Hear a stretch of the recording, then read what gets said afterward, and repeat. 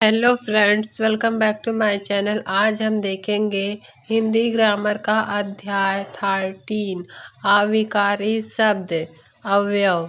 अविकारी शब्द जिस पर कारक, लिंग, वचन, काल और पुरुष का कोई प्रभाव नहीं पड़ता है उसे अविकारी शब्द कहते हैं।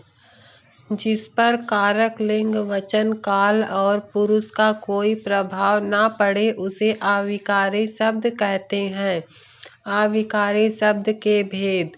अविकारी या अवयव के 5 भेद होते हैं। पहला क्रिया विशेषण, दूसरा संबंध बोधक, तीसरा समुच्चय बोधक, चौथा विस्मयादि बोधक, पांचवा निपात। पहला क्रिया विशेषण। जो शब्द क्रिया की विशेषता बताते हैं उन्हें क्रिया विशेषण कहा जाता है।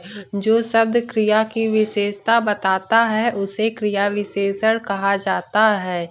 जैसे कछुआ धीरे चलकर भी दौड़ जीत गया। छोटा बच्चा थोड़ा खाता है। क्रिया विशेषण के भेद। क्रिया विशेषण के 4 भेद किए गए हैं। पहला कालवाचक क्रिया विशेषण, दूसरा स्थानवाचक क्रिया विशेषण, तीसरा रीतिवाचक क्रिया विशेषण, चौथा परिमाणवाचक क्रिया विशेषण। संबंध बोधक।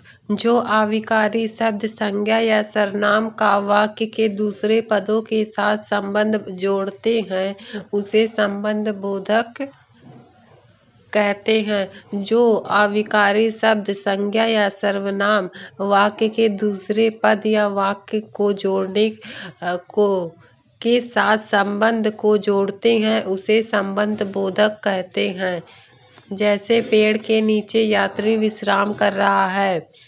छड़ी दरवाजे के पीछे टांग दो। समुच्चय बोधक। जो शब्द 2 या 2 से अधिक संबंधित शब्दों, वाक्यों या वाक्यांशों को जोड़ने का काम करते हैं उन्हें समुच्चय बोधक कहते हैं। जो शब्द 2 या 2 से अधिक संबंधित शब्दों, वाक्यों या वाक्यांशों को जोड़ने का काम करते हैं उन्हें समुच्चय बोधक कहते हैं। जैसे सचिन और मनदीप में गहरी मित्रता है।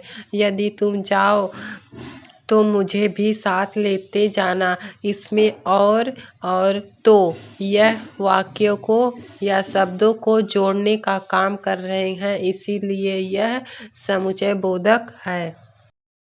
विस्मयादि बोधक। विस्मय, शोक, हर्ष, लज्जा, घृणा, तिरस्कार, ग्लानि आदि भावों का बोध कराने वाले अवयव या अविकारी विस्मयादि बोधक अवयव कहलाते हैं। जिसमें जिस वाक्य शब्द में विस्मय, शोक, हर्ष, लज्जा, घृणा, तिरस्कार, ग्लानि का भाव प्रकट होता है उसे विस्मयादि बोधक कहते हैं। जैसे हाय आप कितने कमजोर हो गए, अच्छा मैं ऐसा ही करूँगा।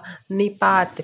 वाक्य में किसी शब्द, पद, विशेषण के बाद लगकर कुछ अविकारी शब्द उस शब्द को विशेष बल देते हैं, ऐसे शब्दों को निपात कहते हैं। वाक्य में किसी शब्द या पद के पद, विशेषण के बाद लगकर कुछ अविकारी शब्द उसे शब्द को विशेषण बल देते हैं, ऐसे शब्दों को निपात कहते हैं। जैसे कल तुम ही स्कूल जाओगे। इसमें निपात का काम कौन कर रहा है? ही।